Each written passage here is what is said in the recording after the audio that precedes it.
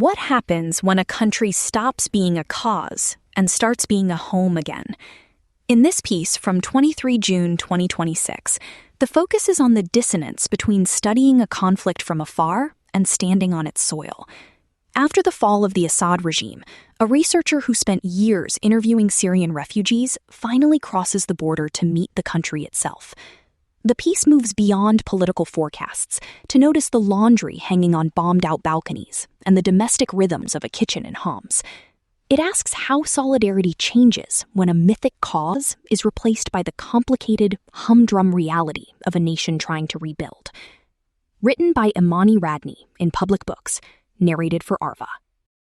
Advertisement. Welcome to your homeland. At the Lebanon-Syria border crossing, glossy posters address Syrian expatriates descending from all over the world. A family of happy returnees snaps photos under the green-striped flag, that which revolutionaries adopted in 2011 as an alternative to the government's red-striped flag, and now flows boldly as the official banner of state. The family members rotate, each taking turns with the flag or behind the camera. Within seconds, I am sure, the photos will post to social media accounts and WhatsApp groups, along with words of disbelief that they are actually there. I am astonished that I am there too. I had not spent years denied my homeland, as the sign implied. Instead, I had spent 14 years interviewing people just like this family. And over the course of more than 500 such interviews, I developed my own strong personal bond with Syria. This was a relationship that was both deeply intimate and oddly vicarious. It was built with the bricks of other people's life histories, filtered through the vicissitudes of how they recalled the past and chose to represent it to me. And now, here I am, crossing into Syria, and from the realm of other people's stories into that of lived experience, including my own. I had started interviewing Syrians in 2012, 1 year after the launch of what became known as the Arab Spring. Armed only with their courage, Syrians joined street protests calling for freedom, dignity, and good governance. Their regime, founded by Hafiz al-Assad in 1970 and then inherited by his son Bashar, vowed to burn down the country rather than relinquish power. The state carried out merciless violence. The uprising militarized, other states and non-state actors intervened, and Syria became globally tied to the words civil war and refugee crisis. At least 500,000 people were killed, and vast swaths of the country destroyed, before violence settled into what analysts dubbed a frozen conflict. Photographs of Syria's bloody children and ferocious battles slipped from the news, as well as from the attention of much of the world.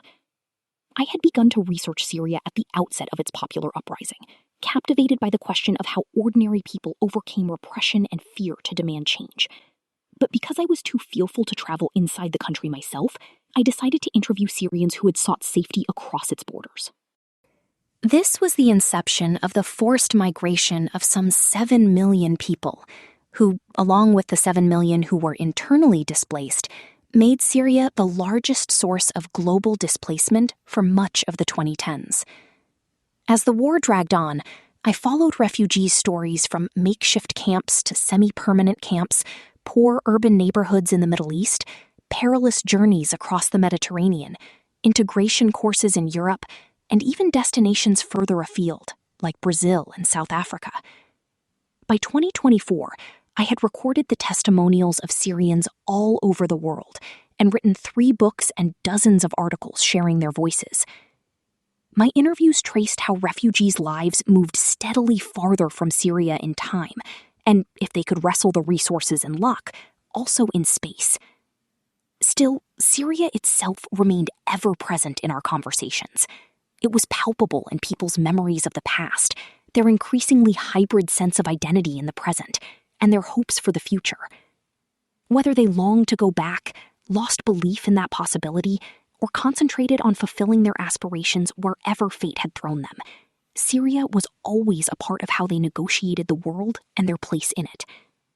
Sometimes the presence of this tortured homeland was haunting and traumatic. Sometimes it was nostalgic and cherished. Often it was both. These survivors of dictatorship, revolution, and war had endured more than my American life allowed me to comprehend, and they had endured it for the sake of a country that most could not stop continuing to love, despite it all.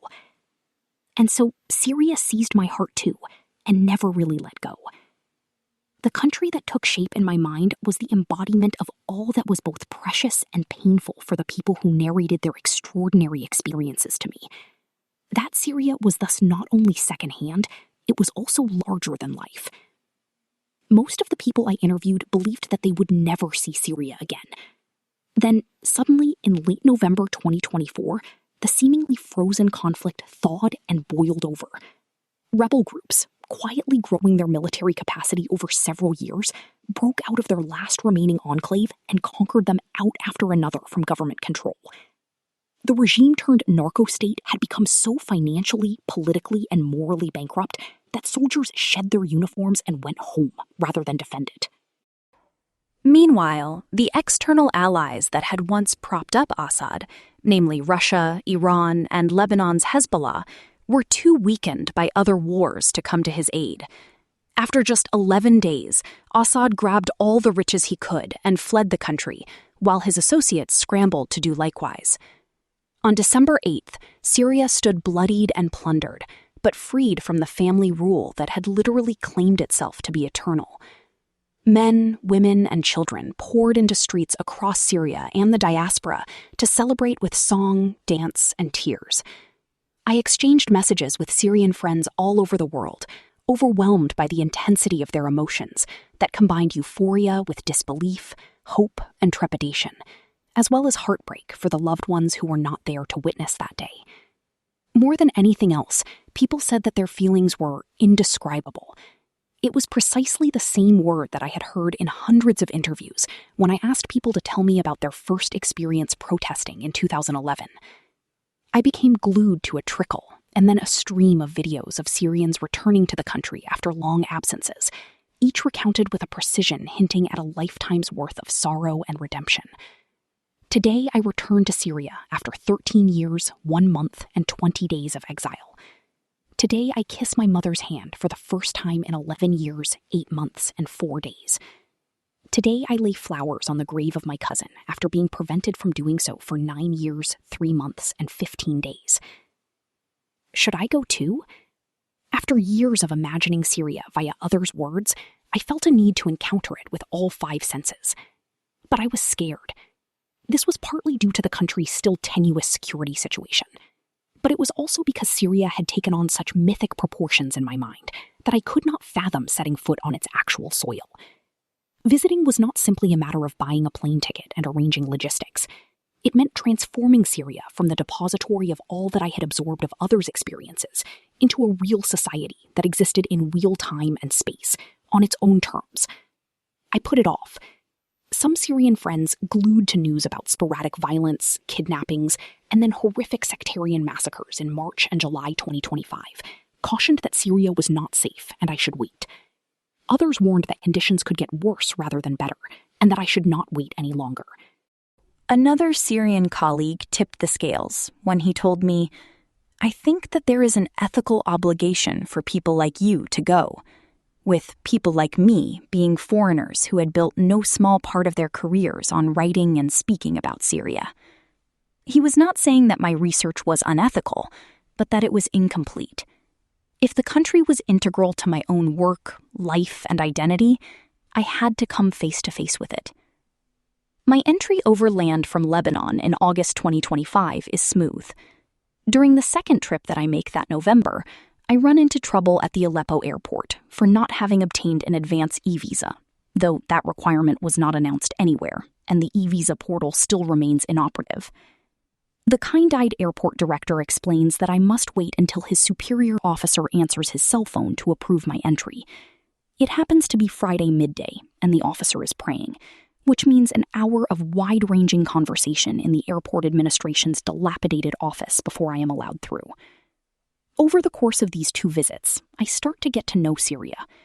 I travel much of its length, meeting with friends returned from exile, their friends who had never left, and new friends altogether. I hug in the flesh a woman whose story I had recorded over Skype. I drink tea with the extended family of a young man I once interviewed in London, while he joins by video call to feel part of the gathering. I spend a few nights with a Syrian family whom I had met in Tokyo, now resettled in Syria. Their kids, like many other returned children, are still navigating the foreign environment of their parents' homeland and getting their Arabic to the level needed to restart school. Meanwhile, they exclaim each time they mentally convert the price of potato chips from yen to Syrian pounds, delighted at what their allowance can now buy.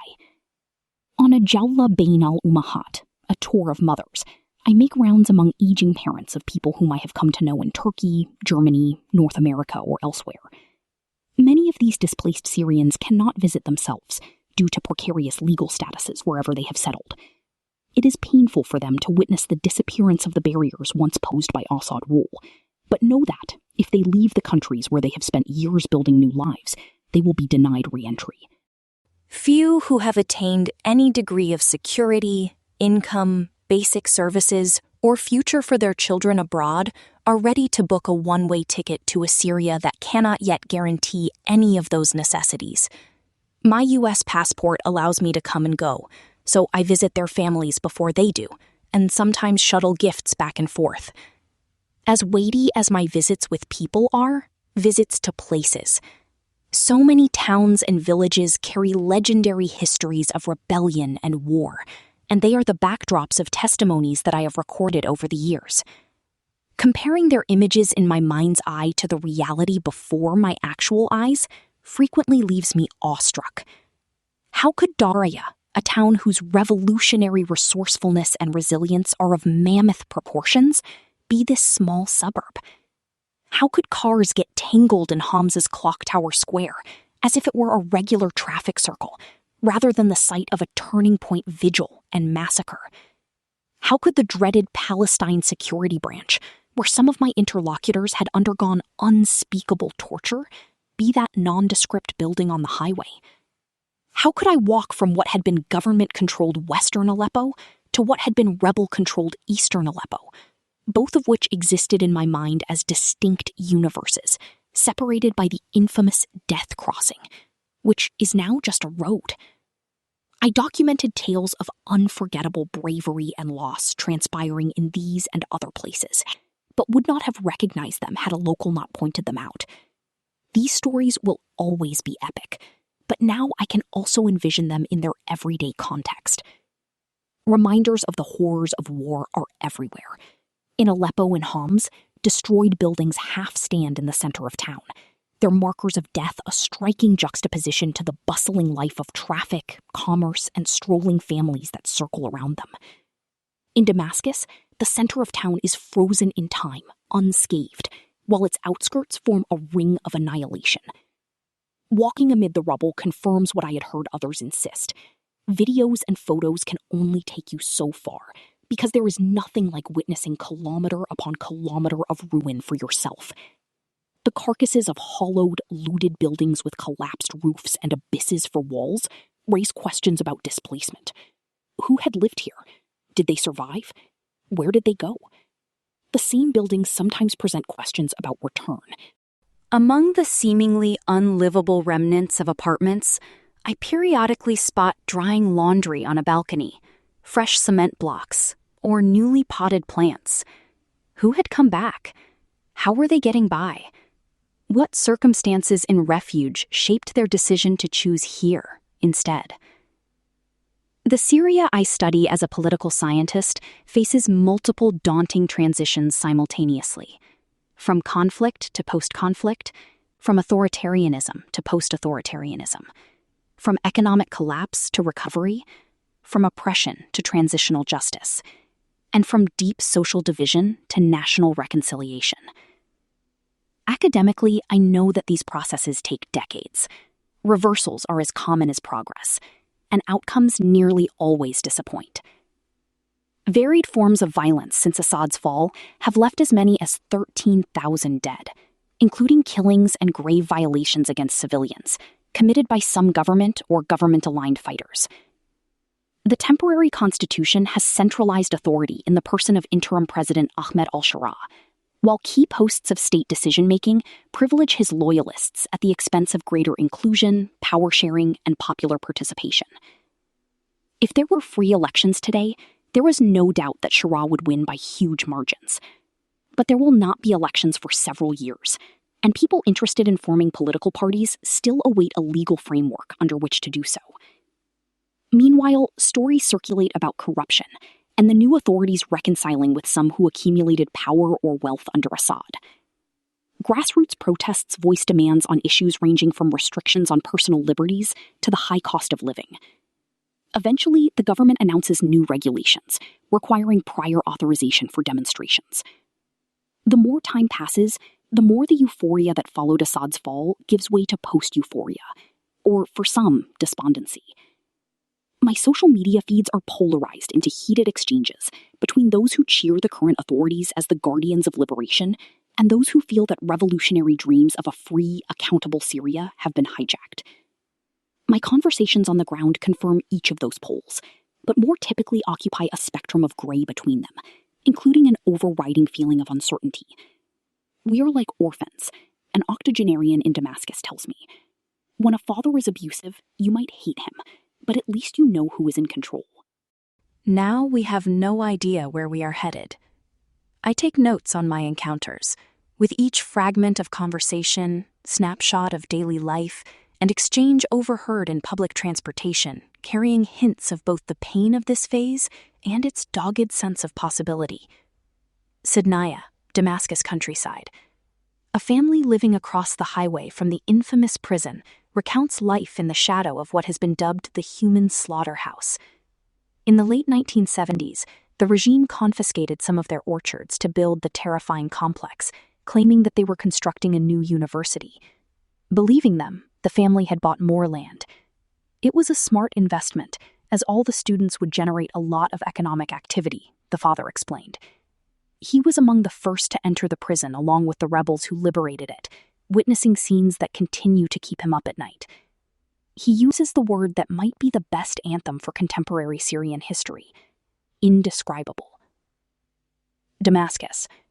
A non-governmental organization launches its research on experiences of loss among families of the approximately 180,000 Syrians who were detained or abducted during the war and have not been heard from since. Attendees, overwhelmingly the wives, daughters, or mothers of the forcibly disappeared, rise one after another to express their anger at the Assad regime that stole their loved ones, at the current authorities who are acting too slowly on popular demands for transitional justice, at the world that never acted to stop these calamities and now appears to have forgotten their plight entirely. The woman behind me stands up to say that she has no income on which to raise the children of her 2 children who vanished in dungeon prisons like Sidnaya. I look back at her when she finishes, and she extends her hand to offer me sweets. Harasta, Damascus countryside. An internally displaced woman returns to her former bombed-out apartment, where she discovers that her new neighbors, themselves internally displaced from another part of Syria, are stealing and reselling the metal rebar protruding from what had been her walls. This was to be the raw material for her own reconstruction. Where can I go to secure rights? She asks in despair. State institutions have neither the administrative capacity nor the material resources to address the millions of grievances like hers.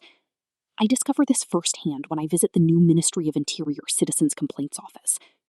The fact that this office exists is testimony to the state's metamorphosis from the disdain and abuse with which the overthrown regime treated Syrians. But the fact that the patient staff can offer complainants little more than a kind word and a bit of respite in a fanned room suggests how far there remains to go. Zamalka, Damascus countryside. A commemoration of the anniversary of the 2013 chemical weapons attack, in which the Assad regime killed some 1,400 civilians as they slept, is an incongruent mix of balloons and patriotic music on the one hand, and survivors crying silently on scattered plastic chairs on the other. Armed security force officers are perched atop skeletal, destroyed apartment buildings to guard arriving government dignitaries. The Syrian coast. A woman turns ashen when I explain my plans to take a minibus to a highway junction where another friend will collect me. But there's a checkpoint with gunmen there, she warns. What type of gunmen? I ask. After some prodding, she finally whispers, gunmen from the government. She, from a religious minority community, is terrified of crossing paths with the officers of her own state. It is lost on neither of us that I, as a foreigner, tour her country with fewer fears than she does. Latakia. I sit in a park more intact than other parks that I have visited, where the planks of stools and swings were long ago stripped by locals as firewood. My hosts point to the surrounding neighborhoods. Everyone here used to be public employees, and most were purged from their jobs when the new government arrived, they say. How are they supposed to feed their families? Aleppo. That fall and winter, towns across Syria hold elaborate local campaigns of cultural events to raise funds for reconstruction. In Aleppo, a huge crowd rushes to attend a free play titled Memory of Detention. That more people want to attend than can fit the sagging seats of the auditorium, and that this theatrical enactment of regime crimes is being performed in a space once synonymous with its rapacious ruling party, is so tremendous that it brings some attendees to tears. After the performance, we overhear a child saying that he wishes he could donate to the campaign, but has only the equivalent of 20 cents. My friend, himself an Aleppian returned after more than 2 decades abroad, gives the boy some larger bills to place in the collection box. Later, an activist launches a campaign exposing public figures who pledged tens or hundreds of thousands of dollars but did not deliver. He is subsequently detained on complaints that his calls for transparency and accountability amount to defamation. Aleppo. Civil society groups convene 150 women from urban, rural, and camp communities across the province to strategize how to increase female representation in the parliamentary elections scheduled for fall 2025. Voting is limited to appointed members of electoral colleges, does not include provinces that remain outside government control, and is empowered to select only the 2/3 of the legislature not directly appointed by the president. Still, the enthusiasm in the gathering is electric. Women span 3 generations, some unveiled and others covered from head to toe to fingertips. All are activists, hungry to engage in democratic politics. The space for participatory government is narrow, but these women, like other revolutionaries I meet across Syria, are determined to step in and push its bounds with all the muscle they can muster. Despite the government's target of 20% of seats for women, ultimately less than 5% of those elected to parliament will be women. I remember these activists when those results are announced, with full confidence that they will keep fighting. During my 7 weeks in Syria, every conversation in every town eventually circles back to economic despair. The lack of jobs is dire, and minuscule salaries fall far short of high prices and unaffordable costs of living. I know the statistics. More than 90% of Syrians live below the poverty line, and more than 14 million are food insecure. But seeing people dig through dumpsters for something to eat brings numbers to life in a different way. How can a country tackle the monumental task of political transformation when its people are surviving only thanks to remittances and, as I hear many say, the grace of God? And with more than half the population displaced, everyone I meet is also situated somewhere on the map of migration. Some are temporarily visiting, others permanently returning, and still others thinking of leaving, or not leaving but yearning for loved ones who did. I follow the advice of a Syrian friend now living in Kenya, who visited several times before I do. Walk down the street, he told me. You can immediately distinguish between those who never left Syria and those who just came back. Unremitting, cumulative exhaustion weighs down the former, leaving some as grayed as the buildings that have not seen upkeep in years. The latter, by contrast, are often upright, with bright eyes and quick steps. They still twinkle with the awe that they are home. Again, I find that conversations fill in the multidimensionality between those two poles. A refugee visiting from Norway tells me that he wants nothing more than to move back to Syria, but cannot because he still owes on the student loans that he borrowed to establish his life in Scandinavia. A driver for the local equivalent of Uber explains that he abandoned his residency permit and good job in Egypt to rush back as soon as Assad fell, unable to wait any longer to see his aging mother. He now regrets the decision that he views as emotional rather than rational. Whereas the money he used to send back once sustained his family, his presence is now another financial burden for them to shoulder.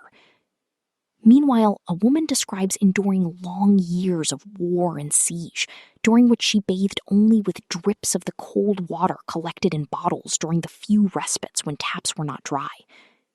During all those years, I never wanted to leave because Syria is my country, she says. Now, I want out because I'm no longer sure it is. Yet on December 8th, 2025, the first anniversary of Assad's fall, Syria is aglow with more patriotism than I have ever witnessed anywhere. Leading up to the anniversary, billboards display images of unity under inspirational messages such as "The dark era is over" and "Shoulder to shoulder, hand in hand, we build the nation." And indeed, in all-night celebrations in streets across the country, strangers dance shoulder to shoulder and hand in hand in an exhilaration that is, yet again, indescribable. Fireworks fill the sky, and revolutionary songs resound from every direction. The green-striped flag is everywhere, flying atop cars, painted on cheeks, filling public squares farther than the eye can see, and also sold by impoverished children whose clothing is far too thin for the winter cold. From afar, Syria became a long-distance pen pal to whom I was passionately devoted, but never expected to meet. Visiting meant figuring out how to converse in person. It was a halting and sometimes awkward test to discover whether our chemistry could extend past the written page.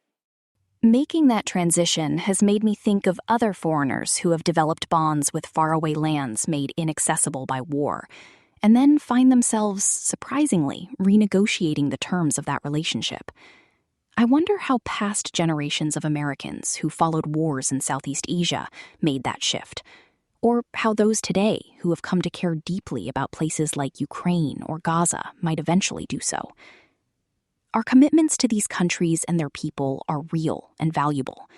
They fulfill duties of human empathy and often answer the calls of besieged civilians who, facing abominations at the hands of powerful states, want fellow civilians around the world to act in solidarity. But when a place comes to double as a cause, it can also flatten. The full texture and jagged edges of life in 3 dimensions can be difficult to detect in screens and print. Politics can appear to be the whole story, rather than one of multiple plot lines that unfold in the real trajectories of real individuals who also think about other things. All of this is knowable from a distance, yet easy to overlook. It is important to remember. Long-term solidarity requires patient and steady engagement, and it is stronger and steadier to the degree that it grows roots in soil you can cup in both hands. This is especially the case when a liberation struggle evolves into a kaleidoscope of challenges, of state and nation rebuilding.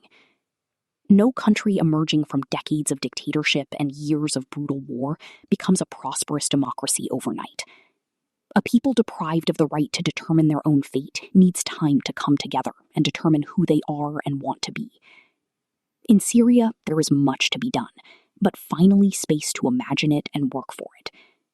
As one of my first interviewees expressed it to me, Assad's Syria was a place where dreaming was not allowed. In 2011, Syrians dared to dream. Now another difficult stage has opened in the arduous journey of making those dreams a reality. Those of us who have been inspired by Syrian stories get to see where the future takes them, and also to live out our own stories in the place where it all began. During my weeks in Syria, I see echoes of what I have long documented in refugee stories. Oppression, revolution, war, and forced displacement are not things of the past, but rather a complex and violent inheritance shaping every aspect of the present. This is the larger-than-life Syria that I study and write about from afar, and that I was braced to encounter close up. What I am somehow not prepared to find is the humdrum of the everyday. No sooner do I cross the border than I begin taking photographs of everything. Here is a tree, and it is in Syria. There is a traffic light, and it is in Syria. Even the most commonplace things are astounding to me because I have come to associate Syria with anything but the commonplace. Much of Syria's ordinariness, of course, would be extraordinary where I come from. How people automatically scramble to charge phones or run washing machines during the few treasured hours of electricity. how their fingers flip through cash at breakneck speed because hyperinflation means that even small purchases are paid with large stacks of bills. How they can point to a seemingly ordinary field and warn that it remains littered with landmines, and so on. But there is ordinary too. When I travel to Homs, the famed capital of the revolution, I am brimming with eagerness to explore the city that, for me, embodies the Syrian story of heroic resistance and ruthless besiegement. Instead, this stop on my tour of mothers hardly budges from the kitchen. 3 full days are a blur of an endless stream of visitors, cooking, and gossip. When I later tell a friend how my expectations of revolutionary landmarks materialized into sheer domesticity, he exclaims, "Finally, you had a real Syrian experience." These moments slowly help me appreciate a conversation I had earlier that year with the dissident intellectual Yassin El-Haj Saleh, now in exile in Berlin. Yassin not only spent 16 years as a political prisoner, but has also endured the forced disappearance of his wife, Samira Khalil, among countless other loved ones stolen by violence. Reflecting on his own return visits after Assad's fall, Yassin told me that it was important for him to de-dramatize his homeland. He wanted to rediscover Syria beyond the atrocities and tyranny that he tirelessly elucidates in his writing. Not only as a struggle or a question, but as a country. I leave Syria nagged by the perennial itch of any academic or author. I should write something. I should pen a commentary on the new government, or maybe refugee return, sectarianized violence, or transitional justice. I am an American university expert on Syria, and I should be able to offer insightful analysis on the whirlwind of issues that it now faces. But I cannot. Over many years from my desk in Chicago, I became proficient in navigating neat narratives that invited confident political prognoses. Returning from post-Assad Syria, I know that I will need a lot more time listening, and also learning from all that Syrians are producing in every medium, before I earn the privilege to opine. And so, when I do try to write, I focus not on interpreting Syrian stories for the West, but rather on trying to make sense of my own story. I compose a letter to my pen pal, saying how nice it was to meet, and that I promise to come back soon.